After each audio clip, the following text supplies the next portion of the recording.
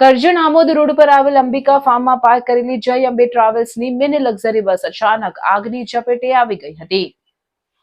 Bus service કરાવીને રાત્રિના સમયે અહીં પાર્ક કરવામાં આવી હતી, ત્યારે કોઈ કારણોસર બસમાં આગ ભભૂકી ઉઠી હતી। ઘટનાની જાણ થતાં તરત જ કરજણ નગરપાલિકાની ફાયર બ્રિગેડ ઘટના સ્થળે દોડી ગઈ હતી અને આગ પર કાબુ મેળવ્યો હતો। સ્થળ પર લોકોની ભીડ ઉમટી પડી હતી। સદનસીબે આ ઘટનામાં કોઈ જાનહાનિ થતી અટકી હતી, પરંતુ બસ સંપૂર્ણપણે સળગીને ખાખ થઈ ગઈ હતી। પોલીસે આગ લાગવાના કારણો શોધવા તજવીજ હાથ ધરી છે।